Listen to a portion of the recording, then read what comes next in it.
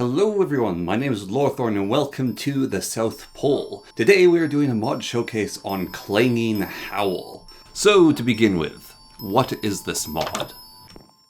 Well, it may be related to John Carpenter's The Thing. But my dog team seems to be perfectly fine.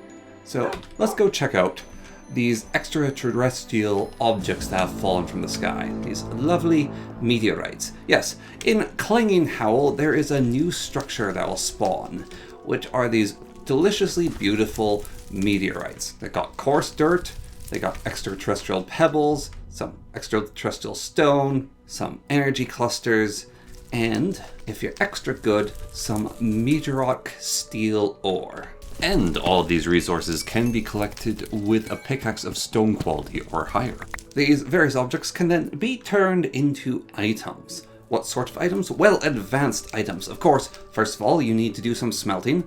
The extraterrestrial steel can only be smelted in a blast furnace, and that will make extraterrestrial steel ingots. Then the extraterrestrial steel ingots can be turned into nuggets. The nuggets can be turned into steel rods. The steel rods can then be combined with the ingot and a stick to create various different tools, such as an extraterrestrial shovel. The shovel has higher durability than normal iron, but less so than diamond, and seems to be a little bit of a mix in between the two when it comes to speed and durability. It is the same with all the other extraterrestrial items, and they also happen to apply an effect. This effect is cosmic irradiation. Cosmic irradiation will give you less damage and decrease your max health. So it's a good debuff to take out a foe in a quick manner. There's also some other effect you can look up on this weapon by holding down shift, but I don't know what that's about, so we'll ignore that for now. Must be a bug or something. The more interesting things can be done with these tools once you create the extraterrestrial hammer. It's not very good at breaking blocks, but it does deal very good damage if it is not a little bit slow. But its main purpose is when placed inside your inventory and used for crafting, you can make steel plates. These plates can then be crafted into various other new and interesting goodies, such as an energy battery. The energy battery will require the extraterrestrial energy crystal, which can be found on the meteorite, a little bit of copper, and, well, quite a few of those plates. To make something that we can put the battery into, we will need to make a diamond diode. That is made with a diamond, copper, and extraterrestrial steel nugget. Then we can make a redstone wire, that is 4 redstone and 3 copper ingots. You take all of these together, and some battery, and oh, look at this, we'll get a battery panel. This can be turned into the most interesting of things, the stationary charging station. The stationary charging station, of course, requires lightning rods, that battery panel, diamond diode, copper ingots, and extraterrestrial steel plates. What are we going to be charging with this stationary charging system? We are going to be charging up tools, such as the advanced hand drill. The advanced hand drill first requires you to make the drill bit. Then combine that with another battery panel, 2 copper ingots, and 2 extraterrestrial steel, and you will get the drill bit. And the drill bit is really fun because it digs by holding down right click. Rather than trying to bash away at something, that's not how it's done. No, you start drilling away and it just drills baby drills. And it's got a good pace to it. Instead of having durability, it has a certain level of charge which it can operate at. Once it runs out, well, it'll stop operating. To recharge your advanced hand drill, all you have to do is plug it into the charging station and it will charge via cosmic background radiation. All these tools require not only steel, but they also require the energy crystals. And the energy crystals on the landed extraterrestrial meteorites are a little bit rare. So to grow them, we can make the crystal former. We just put in a cold area, and over time it will grow the crystals for you, eventually growing a huge crystal. These crystals then can be used to create the energy batteries. They can also make energy intensive batteries which hold a larger charge, And they can be finally turned into portable chargers, which can charge your tools on the go as long as you have also batteries in your inventory that are charged. To do this, you have to right-click with the portable charger and put the batteries into it. This will turn the portable charger on, and then it will proceed to quickly charge the tools you have in your inventory, offsetting their usage rate. There are 3 other advanced tools to play with beyond the drill. There is the Industrial Adjustment Wrench, which can be used to adjust these objects. It can be used to turn on and off the crystal, so while harvesting it, you don't freeze yourself to death. It can also be used to repair golems. There is a chainsaw, which can be used to cut things quickly and dig slightly. The main idea behind it, of course, is for cutting down trees. Simply just hold down right-click and it shall take the trees out. You can hold down right-click to deal quick amounts of constant damage in a small AoE, or you can swing with it and deal a large amount of damage, that being 10 with a single hit. And our final advanced tool is the Advanced Chainsword, basically taking the concept of the chainsaw and speeding it up into a flailing weapon. The chainsword has no held down right click function for its attacks, unlike the chainsaw, but in its trade-off it attacks faster, deals slightly less damage, and also critical hits reduce the opponent's maximum hit points by 5. Repeat critical hits increase this effect up to 25%. Each attack with the sword, of course, burns some of its energy, but it makes it a mighty fine weapon, good for combat in many situations. In this mod, you can also craft the Blaze Burner, which is basically a lighter, but it uses blaze fuel, which is taking the extraterrestrial energy crystal and turning it into a crystal with blaze powder, making basically a lighter, which you can use to light things on fire. While you're at it, you can also make a blaze fuel cylinder. This can't light fires, nor does it explode when thrown into a fire. But if you take both these items together and combine them with some copper and steel, you can get a Flammenwaffen, or a flamethrower. And this item is amazing, because, well, it's a flamethrower. It shoots a stream of flame, but it has one of the prettiest flamethrower effects I've seen in Minecraft, and it really just lights everything on fire. It is exceptionally satisfying to use. It is a great weapon. It's good at burning down forests and burning all foes before you. The effects it applies is quite good for large crowd control. Not only does it deal a fire damage tick, but enemies that are burned by it receive deep burn, which makes them take even more damage from fire damage. It is a fun weapon, it looks gorgeous in use, and it is a nice reference to the Thing movie, where the flamethrower is a prominent weapon used against the main antagonist. The mod also offers a selection of cosmetically added blocks, giving you extraterrestrial steel for grates such as windows, and blocks giving you a lovely door, giving you some calcite tile staircases to make, I don't know, like creepy lab environments or experimental zones, and some carved extraterrestrial stone blocks that you can leave behind as sort of weird alien ruins. The advanced items also have a selection of enchantments to work with. A rather simple enchantment is energy efficiency, which makes it so it reduces the energy consumption per level. Getting slightly more interesting for our enchantments, we have the passive charging one, the ecological energy. This enchantment basically attaches a solar panel to the item, making it so it will charge passively well in your inventory if you are in sunlight. Passive tick is rather slow, however a good burst of lightning will charge it basically instantly almost to full. Tunnel Driller digs a 3x3 area unless you're sneaking. This does increase energy usage, but it makes it so this drill digs way faster. Overdrive increases the attack speed and damage of the weapon at increased power usage. Killer Charge is an enchantment that basically gives your power tool a chain lightning effect upon killing an enemy, thus causing an extra burst of damage after eliminating a target. Fuel Saving is an enchantment for the flamethrower, which just makes it so it goes through less fuel. Napalm Stream increases the damage the flamethrower deals, and also the amount of time that something is lit on fire, but it also increases the fuel consumption. Chain Burner causes enemies to explode upon death, lighting other nearby things on fire and dealing an extra burst of damage. And the final Flamethrower enchantment is Fuel Burst, which changes the Flamethrower from a constant stream to a singular, high-damaging knockback burst, making it a zoning weapon to control your enemy's approach. And this feels like a nod to the Pyro from Team Fortress 2. But why do we need all these advanced weapons? Well, I've been kind of stupidly cagey about the matter. There are extraterrestrial aliens that have come from outer space. Not only have ores come, there are also aliens. The aliens come from the sky.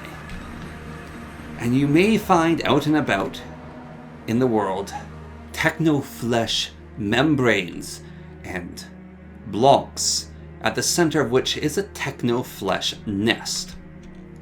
The Techno-Flesh nest will spawn nasty little creatures from it called Hearts of Decay.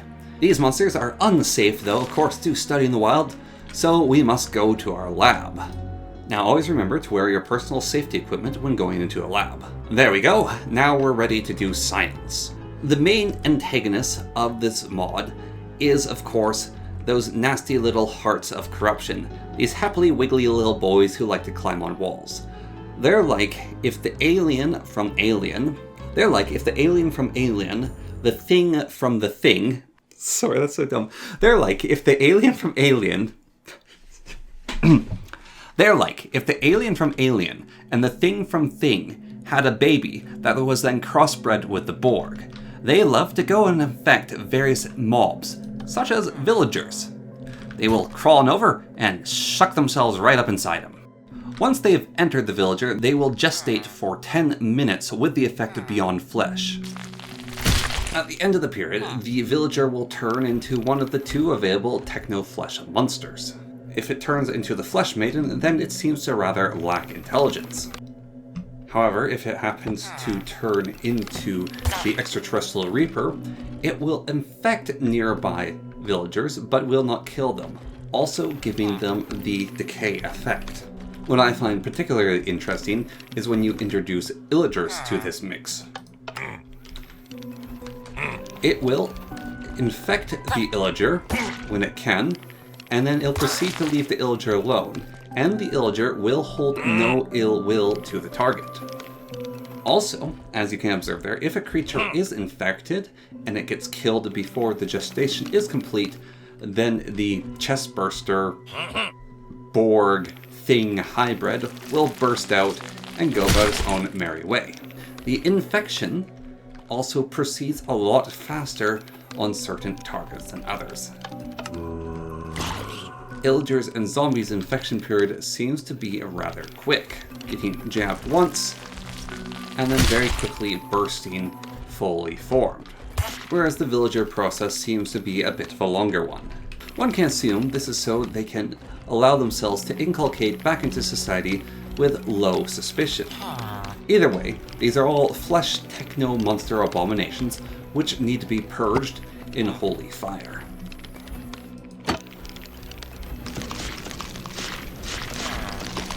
Fire is a particularly good weapon against the flesh techno-horrors.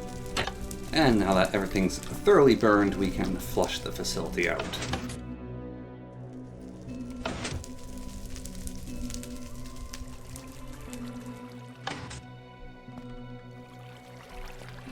And then proceed to clean up.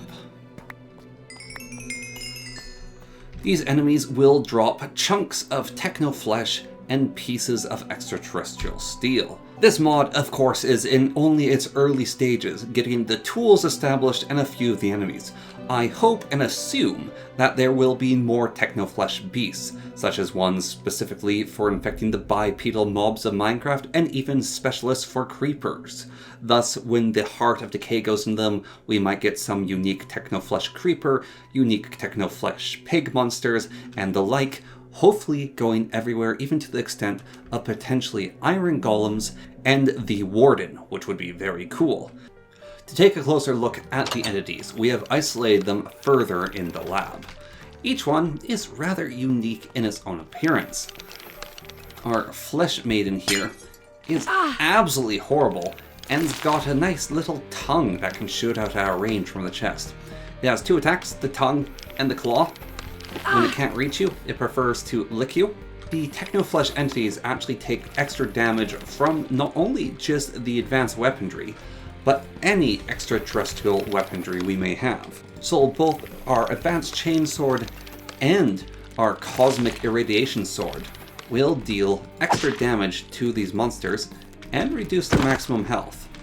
I do like that they went a little bit cyborg, monster with bones, not just weird flesh mass of creepiness, giving the extraterrestrial Reaper basically a glowing red HAL AI eyeball in the center of its skull, giving him a hook and a needle. When he fights us, he'll swing his hook. But when he wants to infect the zombie or a villager, he will give them a stab with his syringe. Perhaps the most dangerous of the lot is the Heart of the Decay, being a small little creepy crawly creature that really wants to infect you. Now, they are quite hard to hit, but thankfully they are terrified of fire and will panic when exposed to it. Hearts of Decay also attempt to infect you with a range attack, giving you a neurotoxin debuff. Its neurotoxin effect acts like normal poison, but getting affected by one more time, it hurts you whenever you are moving. Thus is prompting you to stay still so that it can get you where it wants you. A few extra notes on the Techno-Flesh beasts is the Maiden will not attack villagers, nor does it infect them. It is purely just a monster that likes to go around and attack threatening opponents, such as you. This creature can be created by infection in a villager or zombie, but it will also spawn on its own starting on night 15. The Reaper is also a result of infection and will infect other entities, and it too can start spawning on night 15. The Heart of Decay will only spawn from the Techno-Flesh nest, and its main goal is to spread its infection far and wide, turning everything into horribly gribbly monsters. Now then, some of the blocks. Techno-Flesh blocks do not spread on their own at this point, which is quite nice. Unlike the Thing from the Sky, this mod is more self-contained and respecting to the player and not a hellish nightmare to play with. Of particular interest is the Techno-Flesh block, which when placed can have various different textures applied to it at a random chance, thus giving you eyeballs, skulls, or nothing at all. To further examine the nest of Techno-Flesh, we must first go into one of their locations. Usually found in asteroids, they will continue to spawn Hearts of Decay, making rooms quite unpleasant if left unattended, or areas dangerous filled with these freaky alien thing parasite hybrids. And this is why Flammenwaffens are so important. Now what's very nice is Techno-Flesh is also vulnerable to fire, so if you encounter one of their nests in the world, you don't even have to run the gauntlet of destroying it. You can just light the whole bloody mess on fire and have it all your problems burn away. So when you encounter out in the real world and you want to claim all the extra goodies around the heart without dealing with the actual heart itself, you can take a flamethrower or even just a simple flint and steel and light the things on fire to dispose of them. Although the flamethrower is a far more amusing method to deal with one of these corrupting hearts. And with that, that has been Clanging Howl, a very fun mod, which is a nice combination of both Alien, the Thing, and somehow the Borg with the cool new technology, which I really like. Aesthetically, it is awesome. It is not game-breaking, it is not frustrating like Thing from the Sky, which would be a cool mod if it wasn't also very, very irritating. No, this mod hits the right balance, and it is very fun to play with. The items look gorgeous. One of the best flamethrower effects ever seen. Sort of that spread out, the delay, the drift, lighting things on fire, it is just gorgeous. I love this flamethrower effect. And it's effective against the Techno Beasts, which is very cool as well. The Techno-Flesh horrors can be dealt with the item from the mod they're designed through, and it's really, really effective against them, which is also great. I love it. when the mod adds the thing to deal with the things in the mod, rather than going, oh, look at this, it's so powerful, you'll never be able to beat this, No, everything is provided as is. And that's great. So anyways, thank you very much for watching. Thank you to the mod maker. Can't wait to see what you're going to do next with it. And as always, until next time, goodbye. Jewel. Alright, catch y'all later. Mwah.